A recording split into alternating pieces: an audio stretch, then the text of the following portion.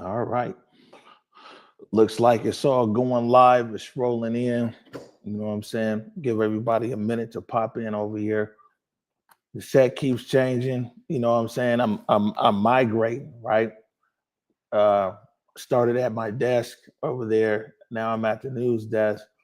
Then pretty soon I'll be right over here in the full studio. It's like coming to America. It was like, yo, right now I'm on lettuce, and then I go to tomatoes, and pretty soon I'll be on fries, and that's where the big money is. So a big shout out to my man Eric Calligraphy. He was like, "Oh man, we got to at least get you away from your desk and over to the news desk." So he came in last night, man, early this morning, and set everything up for me. So good looking out, Eric. We can't see here, you know what I'm saying? New merch in the building. We're gonna let you know here in a minute how you can get at it. You know what I'm saying? Big old show merch. And then also for everybody who sent me your who emailed us with your address the other day, we have a whole bunch of those Converge t-shirts that we're mailing out. I think we still got a few left. Those will go out probably tomorrow or Monday. Um, if you email me, Omari at whereweconverge.com, we got a whole bunch of Converge t-shirts, man. We just dropping them in the mail. We're trying to show some love around here. You feel me? Uh, so Omari at whereweconverge.com.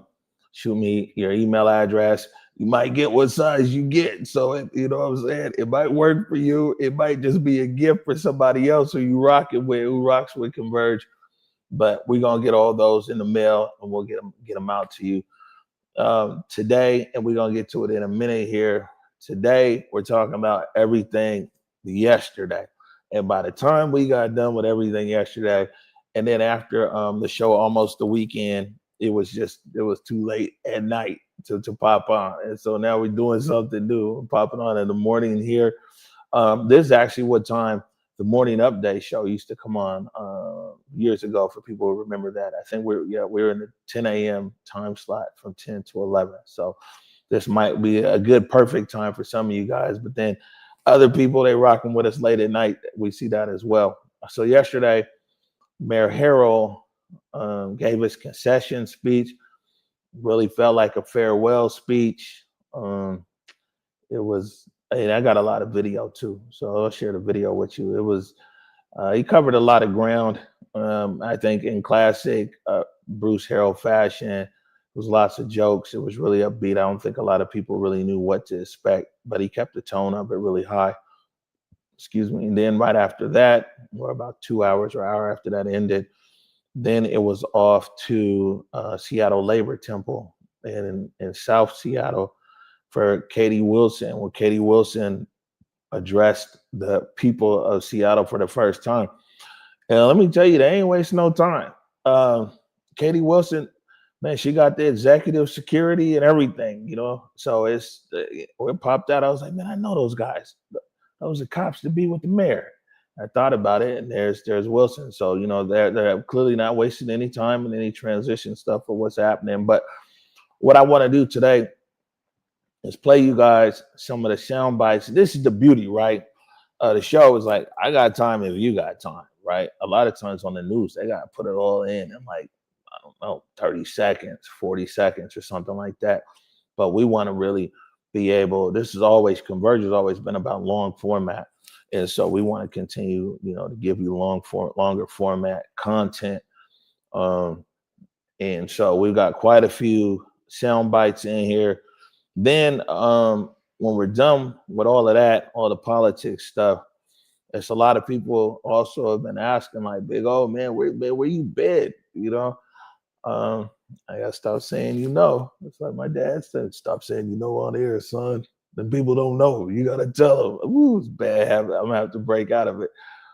Uh, Quite a few people have been like, man, oh, where you been?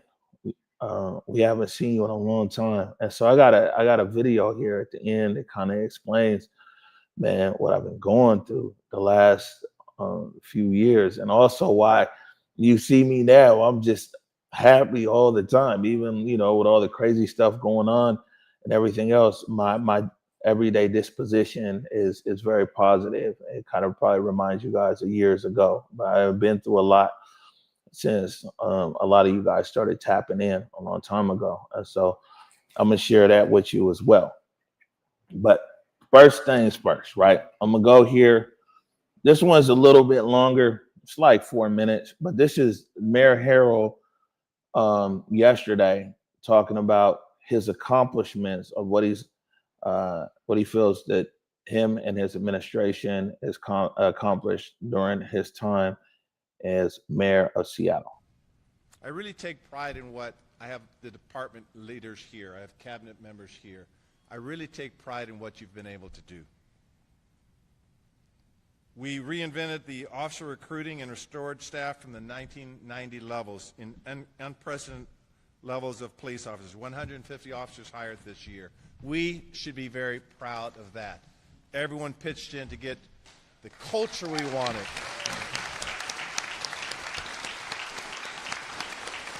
We built from scratch the care department, which is going to be what new policing will be all about. Seattle is the largest city in the country with this kind of model, and with the contract currently in front of the city council, and I want to take pause to recognize the city council members here for their fine service, that we will unlock the true potential of what a public safety paradigm shift really looks like. We championed the dual public health and public safety approach has led to more than a 25% reduction in fatal overdoses in Seattle. We are literally saving lives. We invested over $1 billion in affordable housing, and we're set to spend, because of the generosity of the voters, $1 billion throughout the housing levy, and under our administration we created, opened, funded, and preserved over 8,000 units of affordable housing. We should be proud of that work.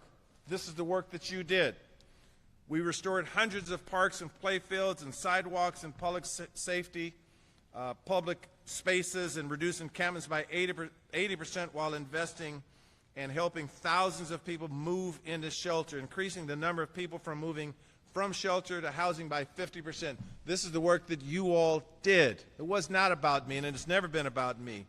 When voters this year committed to making the same level of generational investments into the Every Child, $1.3 billion Every Child Ready initiative, every child that goes to Seattle Public Schools, like Jimmy Buchanan and me, hard heads at Garfield High School, who didn't have a lot of means. Every one of these kids now, Jimmy, will be able to go to school 2 years from college because of the work you all did.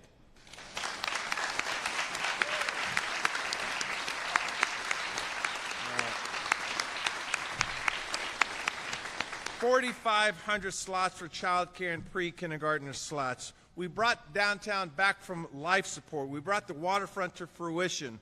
We rewrote the tax code, giving 90% of Seattle's small and medium businesses a tax break. We passed nation-leading building emissions performance standards and took climate action that ensures Seattle will continue to be recognized as a climate leader in this world. That's the work that you did. We won the right to host the 2026 FIFA games and delivered to the major baseball leagues one of the most memorable all-star experiences they've ever had. You all did that work. It was never about me to begin with. I'm very, very proud of the work that you put in. When we talk about pedestrianizing certain areas that have not been pedestrianized before, look at Pike Place Market. Look what we're trying to do, reimagining, for example, what our downtown will be. That is the work you did, and it was not my vision alone. It was your ideas that pushed us and said, can we do this? Can we do more? We've reimagined what the Seattle Center will look like with Memorial Stadium. I'm looking people in the eyes because I'm thanking them with my mind, by the way. I'm thanking them with my mind because when we talked about Memorial Stadium, we thought bigger than that. What can that whole campus that put us on the map in 1962, what can that look like moving forward in the future? That is our legacy. Not my legacy, that is our collective legacy. Thank you, my team. Thank you.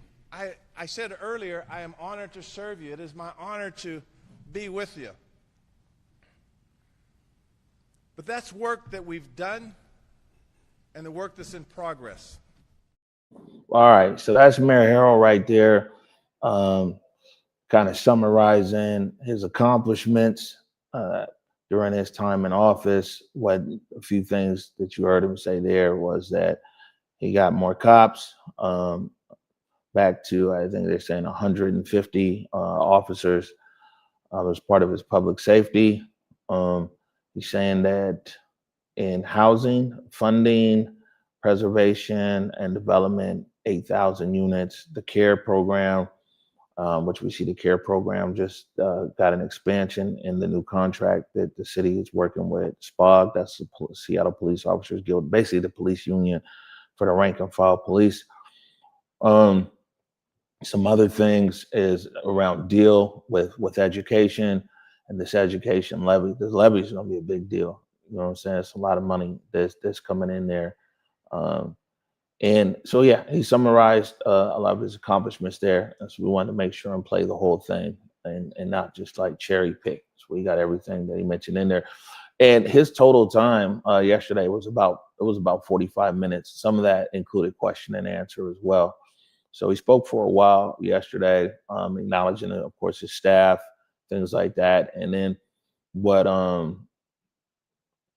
what they were able to do. And there's always the questions of like, what could you have done if you stayed in office and everything else. Conversation didn't really go there yesterday. It was, like I said, it was really, really upbeat. So then it moved to, of course, the reason why he was there, which was to concede the race to Katie Wilson. And this is what Mayor Harrell had to say about Katie Wilson and her incoming administration. Let's talk about the future. The Wilson administration will have new ideas. They will have a new vision. By winning the election, they have earned that right. We must listen to the young voters. We realize that when I had won in 2021 to this current election, there were 12,000 more ballots of people who voted. New people with new ideas. There were over 15,000 new registered voters. The young people believe their voices are not being heard. They're seeing due process violated. They're seeing a throwback in history of this country that we love, a throwback into racism and unfairness. We have to listen to these young voices. While it is very seductive to stay in campaign mode and look at the Wilson administration from a competitive lens, I will not do that.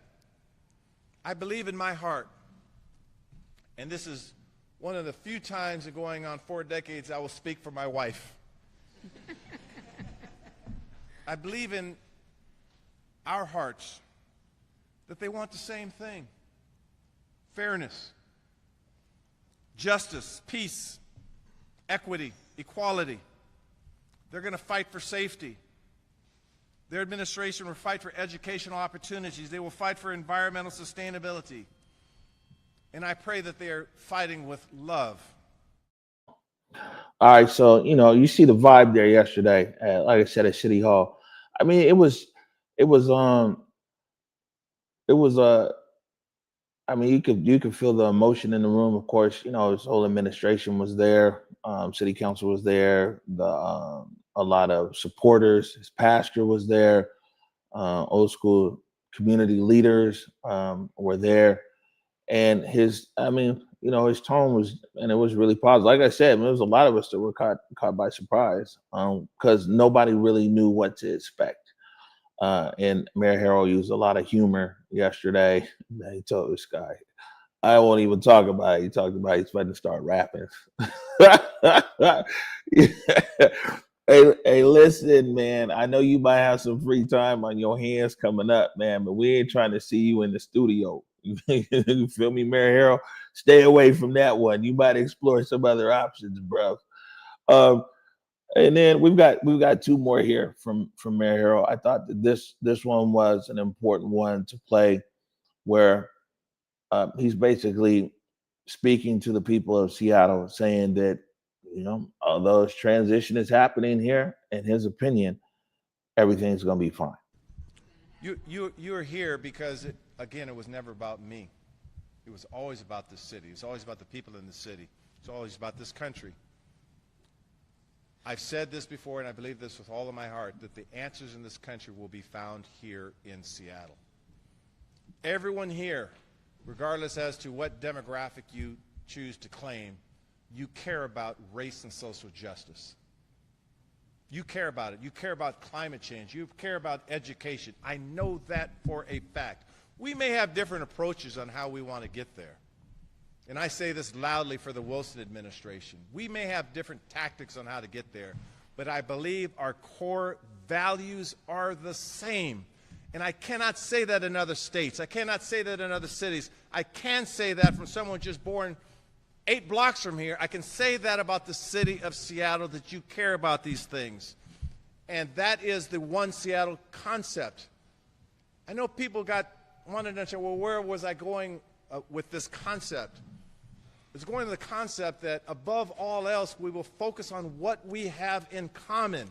We cannot be defined by our differences. We could celebrate our differences only toward the path toward commonality. That's what differences do.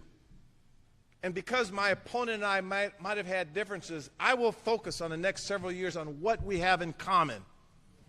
And if we focus on that, we will all win. There are no winners and losers in the game of politics, the way I look at it. It's a continuum. Seattle will be fine. I will make sure of that. I'm not retired. I'm not going anywhere. All right, you heard it right there. Seattle will be fine because he ain't going nowhere.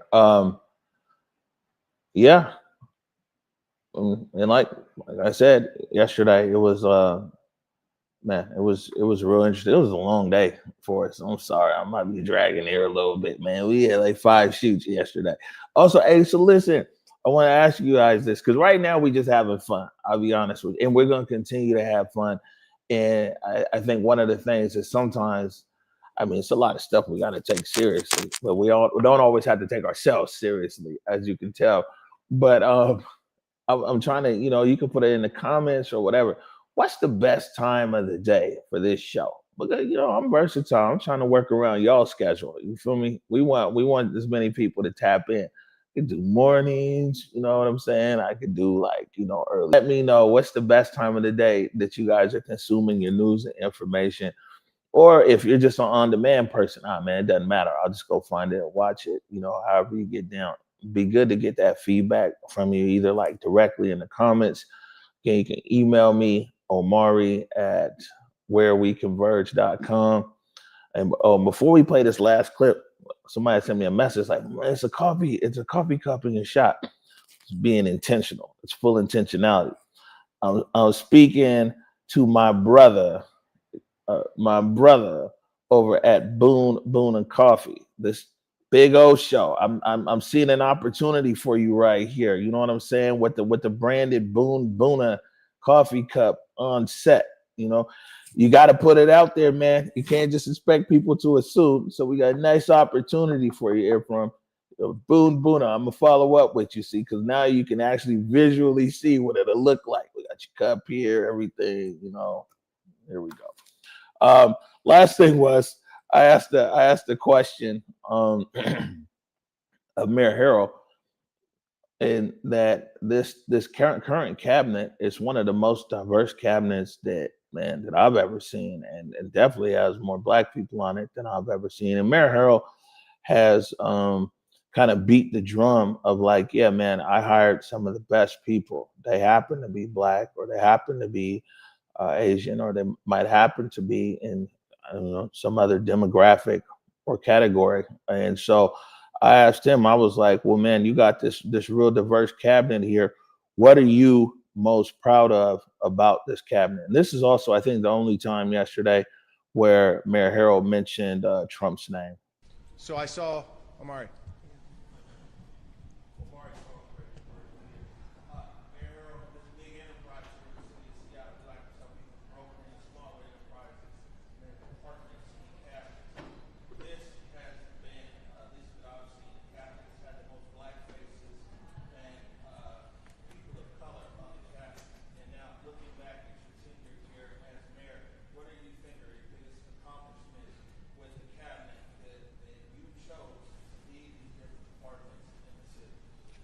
So now I'll repeat the question, my answer.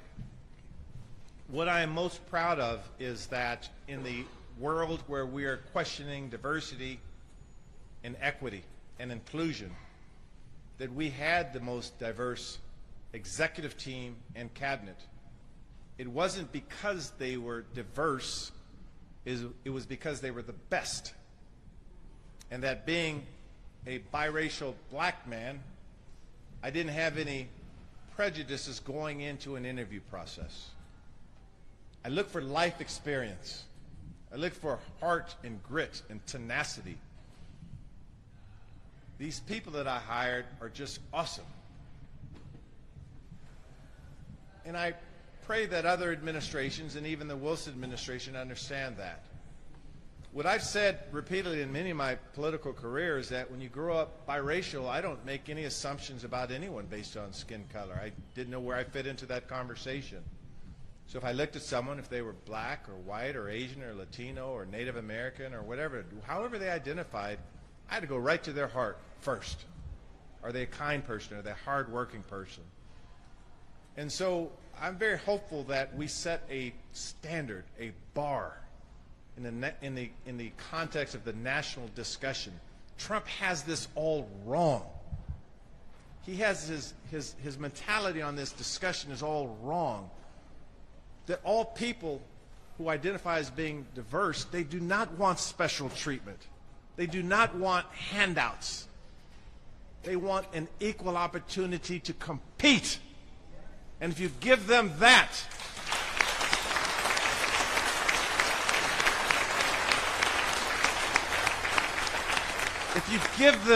they will take it from there. One of the reasons why I've tried to be a strong LGBTQ plus supporter in my tenure is that I know what it's like to be othered. I know what it's like to walk around sometimes with your head down, feeling less than. For me, that is what the experience of being underrepresented is about. And if there's one thing that I take pride in, and I don't care what they say, what they write about me, I know me.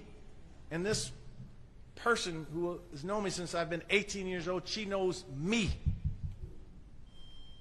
That I'm not a cruel person. I'm not a bigoted person.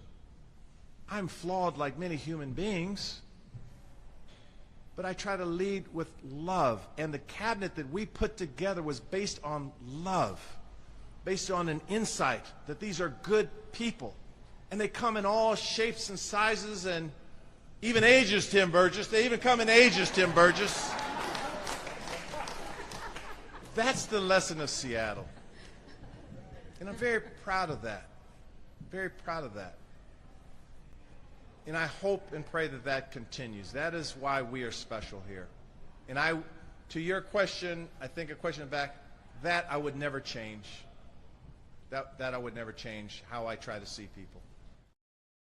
All right. So that's 4 clips from yesterday from Mayor Harrell. We heard Mayor Harrell go over his accomplishments of his administration, speak about Katie Wilson, and basically wishing her the best, saying that he feels that Seattle will be just fine, and the accomplishments of his cabinet. Oh, hold up. Let me see here. Hey, it's Jesse Johnson. Appreciate you, brother, bringing the info to the people. Hey, this is what we're here for. And then, hold on, I see, is this real here? 2 hard heads of Garfield. Hey, you could have been talking about us, huh? All right, so we got a lot of video from Katie Wilson as well. Look, we're getting slick over here. By the way, you know, I've been telling people the last few shows, I'm getting my mojo back, so you got to work with me here. You know, once I graduate to the studio, you know what I'm saying? They putting me through all these levels here. They go first start off at your desk, then we'll move you over here before they light up this whole studio for me. And I got a director over here like, man, you got to do it yourself, which is no problem. What we're going to do is we're going to take a quick 60-second break. And when we come back, we're going to talk all about Katie Wilson.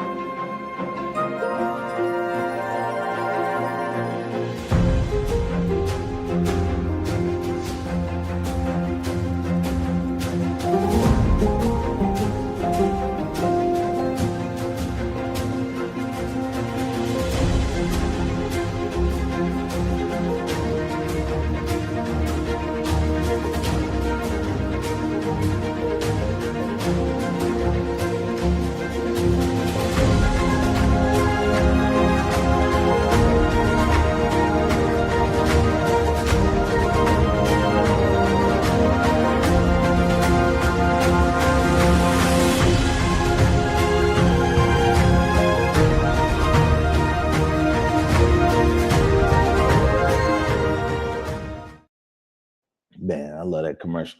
By the way, so some people might not know this, is Converge does a lot. It's important. What we found over the last few years, we don't ever tell nobody what we be up to. We just be out here working, right? So even what you see there, that's like our general reel right there. Man, we make TV shows. We have a show Back to Base on Fox 13. Of course, The Day with Trey. She picked up an Emmy this year back in June. I might grab that Emmy over there. She picked up an Emmy. There is We Live in Color with Deontay Damper. There's also Almost the Weekend with Basa Gordon and Curtis Delgado. That's our new events information, all those good stuff. We also make documentary films. We also just shoot commercials for people in events and do storytelling and some of everything else. Basically, man, you can hire us for a lot of different things, and you can also purchase advertising. So we ain't never really talk about that before to public. A lot of people think we're a nonprofit. We ain't no nonprofit. So all these small business owners that are out there watching, man, I feel you, and the struggle be real. You know what I'm saying? We still try to figure out how to pay all our bills over here too. And if you do want to support that mission, you can go to whereweconverge.com /donate. So hopping into Katie Wilson. So just like about an hour after Mayor Harrell finished, Katie Wilson had her first press availability, small press conference over at Seattle Labor Temple. And she started off with, well, this is actually what she said about her conversation with Mayor Harrell and her comments about Mayor Harrell. Mayor Harrell called me earlier this afternoon to congratulate me on a successful race. And shortly after, I watched the live stream as he gave a very thoughtful and heartfelt address to the people of Seattle. My speech today will be a little bit shorter than his, but don't worry, you'll hear plenty of me in the weeks and months to come. I want to sincerely thank Mayor Harrell for his many years of service to Seattle and to our entire region. We may not always have agreed on matters of policy and priority, and I think it's safe to say that our political visions differ in some significant ways. But I believe that both of us ultimately want the same thing, and that is the very best for Seattle and all of its diverse communities, opportunities for our young people, and a great quality of life for all. I want to recognize that Mayor Harrell has been, and I'm sure will continue to be, a person of great importance to this city, and that he has spent much of the last 20 years serving the people of Seattle, first as a council member, and then, not once but twice, as he reminded us today, as our mayor. I wish him all the best in his future endeavors. Leading a major city is an incredibly hard job, and Mayor Harrell has been at the helm during a difficult 4 years. I look forward to working with the mayor's team to ensure a smooth transition over the next 2 months. And I look forward to working with every member of the City Council next year to make progress on our greatest challenges together. All right. So as expected there, Katie Wilson has some kind words to say about Mayor Harrell, and also giving maximum effort in the transition and potentially seeing him as a resource, right? Man, hold on a second. Oh, there we go. Working it out, family. Working it out. Now, this next clip is one that's kind of has gone viral in certain circles nationally. This is what Katie Wilson talks about she wants to accomplish during her time as mayor. The working people of our city are tired. They are ready for something new, something more hopeful and just and equitable. And I am committed to fighting as hard as humanly possible to realize our shared vision. There is an awful lot that I want to accomplish as mayor. I want everyone in this great city of ours to have a roof over their head. I want universal childcare and free K-8 summer care. I want world-class mass transit. I want great, safe public spaces where kids can run around with abandon. I want stable, affordable housing for renters. I want social housing. I want much more land and wealth to be owned and stewarded by communities instead of corporations. I want a robust economy with thriving small businesses, great living wage jobs, and strong rights for workers. I want a city where everyone has the basics of a dignified life, including healthy food, access to health care and supportive communities. I want a city where your health and your life expectancy and your children's future doesn't depend on your zip code or your race. So I think a lot of people agree that those are the things that most people want. Most people want to live in a healthy city, a safe city, be able to thrive. All of those things there. Where she's getting some backlash initially, and this is her first speech, and she's putting it out there. What she wants to achieve is like, how's it going to get paid for, especially going into a budget deficit. We don't actually, that part in here isn't clipped out, but one of the questions a reporter asked, I think maybe from, let me not get it wrong, but was, how's this going to get paid for? And one of the things is looking at taxes and things like that. So you already know that's a whole nother issue. And we're going to have a whole nother show here pretty soon as to, how does some of these things come into fruition? The other thing, my main question, and we'll get to my question, the question I wanted to ask was something I've been talking to you guys about for the last few shows, was who's going to be appointed to some of these cabinet positions, and why that's important is like, yes, the mayor, the mayor's the mayor, but some of these departments are massive. They have, budgets of hundreds of millions of dollars, right? I mean, when you look at somebody like SDOT, or you look at HSD, or even the new police chief. Police Chief Sean Barnes is here. Police chief serves at the leisure of the mayor. So Mayor Wilson very well could get a new police chief or a new fire chief. But there's all the departments are important. I was telling everybody, I love all the city employees. You know what I'm saying? Big O, rocking with you. But like, there are some city departments that just by scale and urgency to the city outweigh other departments. And so getting the understanding of who Katie Wilson has in mind to put as a head of these very important departments, that's kind of what somebody like me is waiting for, because that also kind of gives us an idea generally of where things might go, and also what kind of criteria that she's looking for. One thing that she did say though is that we could probably look forward to a mix of people who are very seasoned, maybe in city government or in government in a different way, and people who are maybe less seasoned, but she feels might bring more ideas. So that's what I'm really, everybody's looking for something different and different pieces of information. That's the information I'm really looking for. And also like other departments, arts and culture. Seattle's a city that loves arts. Department of Neighborhoods. We love our neighborhoods too. Parks and Recreation, which is, year after year, we have world-class Parks and Recreation department here. Department of Early Learning, and Department of Education, Early Learning. Those are some of the key things that I really want to see. And so she said that in the coming weeks, hopefully sooner than later, we'll get an indication on that information.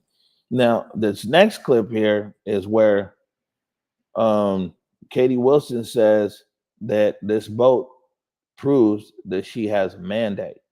Collectively, I believe we will be stepping into office with a strong mandate to tackle the affordability crisis, meaningfully address homelessness, and build a city for working people. There's something that I've said repeatedly throughout this campaign. I am a community organizer, and I will not stop being a community organizer when I step into the mayor's office. I can lead from inside City Hall, but as a community organizer, I know how absolutely vital is leadership and organizing and movement building from the outside. And I intend to govern in a way that creates opportunities for that organizing, that encourages and responds to it. To the people of Seattle, I say, what I am able to actually accomplish in office will depend on you. It will depend on the support and the pressure and the people power that you all are able to build in the months and the years ahead. It's your work and your initiative that will continue to drive our city and our society forward. When I say this is your city, that means that you have a right to be here and to live a dignified life, whatever your background and whatever your income. but it also means that we all have a collective responsibility for this city and for each other. And to all those who opposed my election and are skeptical of my leadership, you know who you are. There are many of you. I'm very aware that there is anxiety and fear in some circles. I say, tough luck, it looks like you're gonna have to deal with me. Joking. I say, this is your city too. I'm a coalition builder. I know that we are in this together, and we cannot tackle the major challenges facing our city unless we do it together. I will be a mayor for everyone. I will listen and I will learn. And although we may not always agree, I am absolutely committed to working together whenever and wherever we can for the good of the city and for all of its residents. All right. Ms. Katie Wilson said that she feels she has a mandate.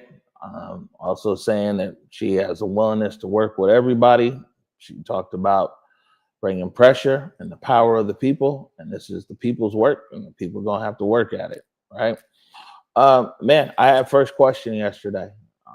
Not that like you sign up on a list or anything, but of all the reporters in the room who had their hand up, I got the first question. And like I said, my original question was going to be about the cabinet, but since she had already addressed that, saying in her speech, saying that that information would be forthcoming, my second question was really around like the Black vote and the any promises or follow up that's going to happen from her administration within the Black community. I say that, right, is that there's a lot of people. I ain't got the numbers, my bad. You know what I'm saying? I'm sure somebody's going to do some market research. When they do, I'm going to bring it to you.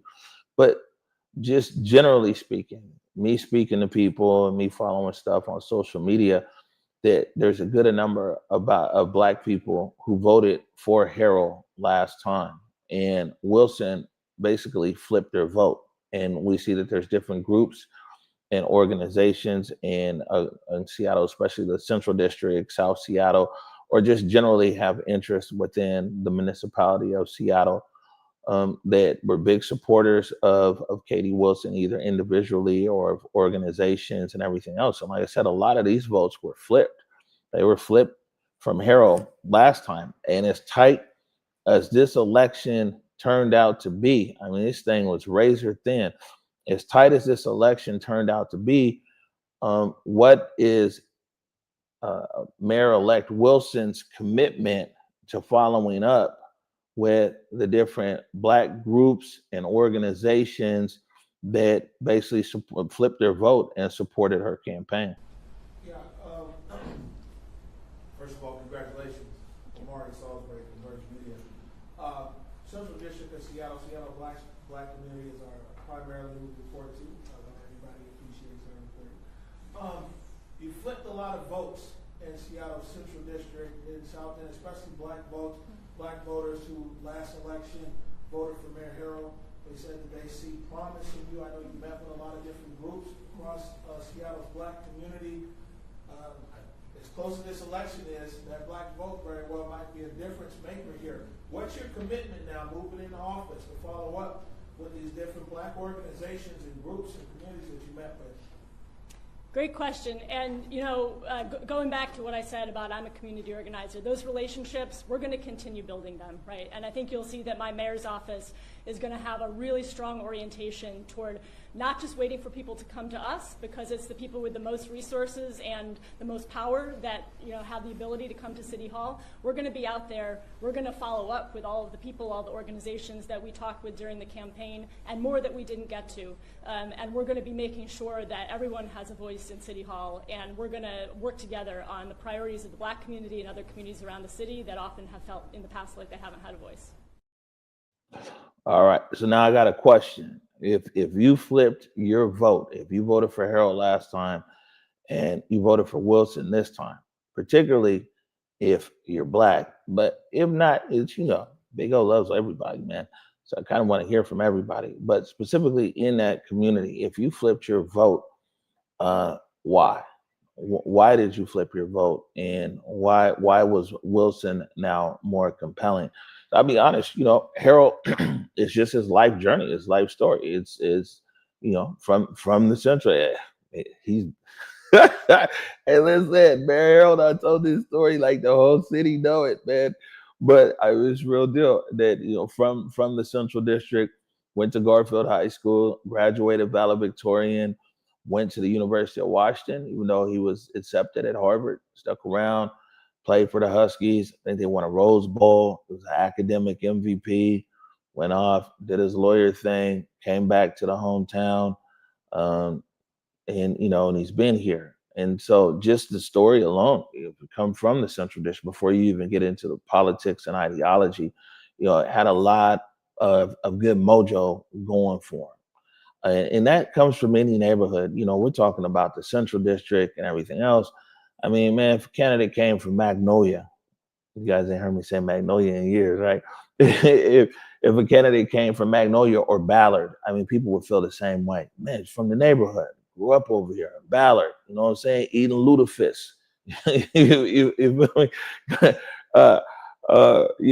Parents used to work at the shipyard with the Ballard High School and everything. So, it just happens. This is our neighborhood, though. So clearly I know a lot more about it and everything else. But so he already, especially in Seattle's Black community, had a lot of just positive energy going for him. And so that's why I'm curious to see that it's like, especially if you voted for Harrell last time, why did you flip your vote this time to Wilson? What was it that was more engaging for you, or you felt that was a better shot, or that's where your vote was better placed?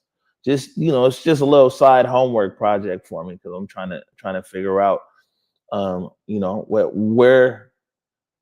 where exactly where are these places and points there that flip so many people across Seattle's Black community. And it's not a monolith. And I'll be telling people, no, not all Black people is the same. Black people, and no one voice represents everybody, clearly, as we can see here.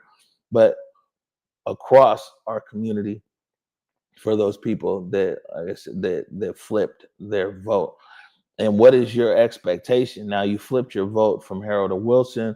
What is your expectation now in a Wilson administration in a granular sense, right? I mean, we can all talk about like the big picture things, and it's great if it all comes to fruition. But what are some of the detailed and granular things of your expectation with the Wilson administration that is going to impact your life and your neighborhood and your community? So I'd love to know your thoughts about that. So like I said, yesterday it was we saw Harrell, we saw Wilson. Next step is, man, it's a fast transition. There's only a few weeks left in the year. Wilson will officially take office, I don't know, January the 1st, maybe Monday or whatever in January. It'll be sooner than that. Well, it won't be sooner, but you get what I'm saying, man.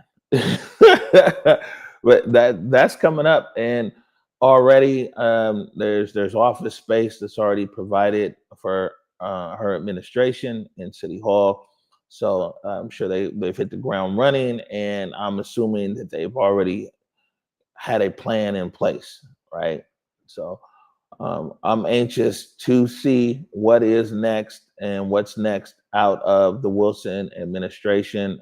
Next steps, cabinet picks, ideas of how to deal with this budget. If there's more taxes on the horizon, these are good things for us to find out. So that being that, again, I asked this question earlier because we just kind of rolling the big old show out, just kind of relax, just like me. And so we're asking, like, what's the best time of day for this live show? Is this best time of day like the 10 o'clock hour? Is it, I'm an early bird, by the way. Is it 8 a.m.? So it's, it's already out and we talking and we popping it and all of that. Is it the evening? Or it just don't matter because you're just going to get it on demand. But I'm interested to know your thoughts on that. What time of the day should this show appear? See, this is what happens though when you keep it real, right? Is that like, You might be like, oh, well, this is when this show is, and that's it. And you know, we got a lot of shows that are like that. You know, they're just built into a time block. But you know, we want this to be as interactive as possible. I mean, the purpose of this show is to serve you guys. The purpose of this show is to bring you like news and information, just not all over the top, super like, you know, hyperbolic and everything else. Pretty laid back today. As you guys know me, I got my serious moments too, and you know, you'll see those. But our number one job and the number one thing since launching Converge almost 10 years ago, by the way, August 18th, it'll be 10 years, believe it or not, was just to be of service to our community. And so that's why I want my community members, man, let me know how can this show best serve you? What's the best time of day to be on there? What's, you know, what kind of topics do you want to have? And no matter what, we're gonna have fun on this show. No matter what's going on and everything else, we're gonna have some fun. So now, speaking of fun, people are like, Big O, like you're back, and you seem happy, and this real deal. And I just wanted to share with everybody quickly is that, long story short, and I got a nice video here to play for you guys that kind of hits on what's been going on. But man, I got injured in the 2020 protests, and I didn't realize the severity of the injury at the time. There was some injuries to my hip, and you know, I mean, we ain't got no money, ain't no insurance, no nothing, and the injury was misdiagnosed over the years. When I was able to see medical professionals and things like that, and finally got some insurance, and it turns out that man, over the years of really kind of a misdiagnosis and just the symptoms kind of might have mimicked the, you know, other things that could be wrong. Man, I finally was able to go to a doctor, a specialist, like a few months ago, because like my hip, so the injury is my hip. My hip was bone on bone, dog. Like on a real for the last 2 years. And in pain before that. I mean, every man, that pain it was a lot. And so it limited almost everything that I did. And then if you see me in public, probably had the gas face, and I'd be like, man, what's wrong with O? He's always frowning. It ain't had nothing to do with you. You know what I'm saying? I was just sitting in a lot of pain, and it limited almost every single thing that I could do, not only here in Converge, but you know, with my family, with my community. If there's anybody who's watching that's ever had like a hip issue or a hip replacement, and they'll tell you it's just transformational. But so the video that I'm going to play you, I wanted to give some context to that, like what I've been going through and where I've been, and the thankfulness that I have for my colleagues here at Converge, who man, these guys carried me on the real. Let me show you this video. This is from Jebediah Gardner Global's Rooftop Honors earlier this year, where actually me and Marcus Harrison Green, a good friend from South Seattle Emerald, we were both awarded the Put On for Our City Award. But I speak in this video some about what I have been going through and my thankfulness of the team and everything else. And this was before, so then I've had surgery, by the way, but this was before the surgery. But you'll hear it in my voice.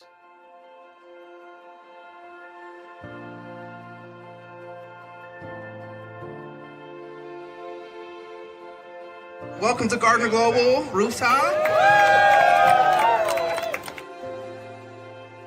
This is not publicly posted, and the overwhelming response of people who were like, I'm gonna be there, is a true testament to this guy, Marcus Green, and this guy, Omari Salisbury. Me and Eric Calligraphy set out 9 years ago with a vision to give the Central District its own TV network. Imagine how crazy that shit sound, right?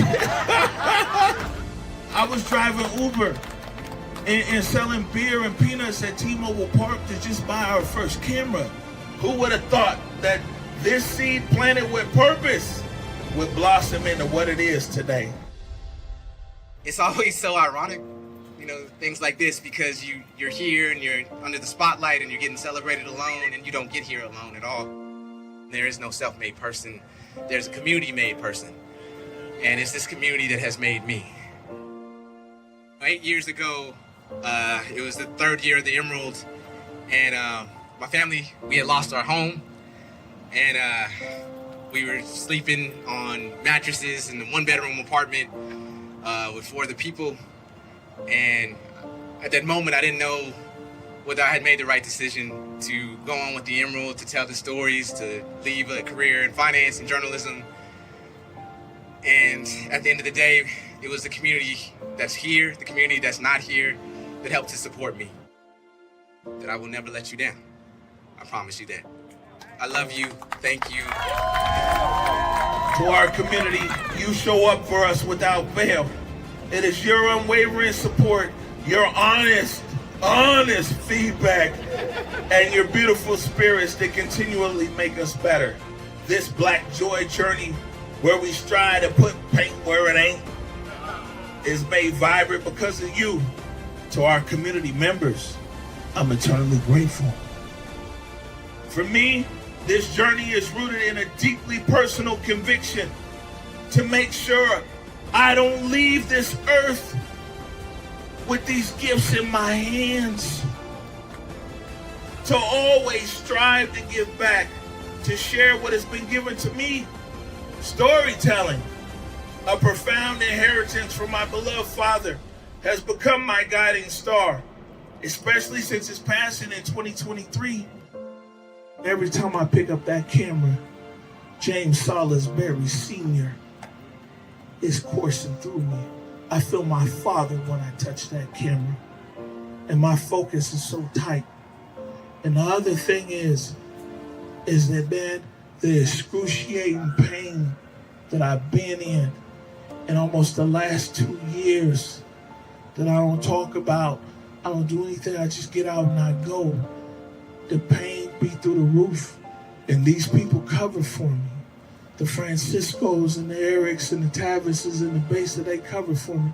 So if you ever see me out there and I didn't meet you with the same smile that you brought to me, and I didn't meet you with the same hug that you brought to me, just know, man, that, man, I'm carrying something.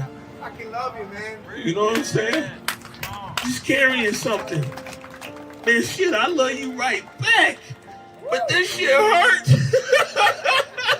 If I can smile for you, I would. So, tonight, in this very special moment, I implore each of you to embrace the profound power of giving. Give of yourself and watch how the world, and indeed your own spirit, transforms. This honor, cherished as it is, gives its true meaning to me from your presence here tonight, from sharing this profound moment with you all. God bless you and thank you.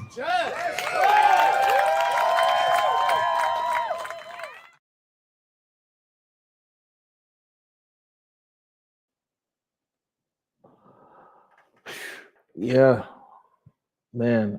First of all, big shout out to Francisco Lopez, Connor O'Keefe on that segment right there. But like on the real, there's a lot of people out there who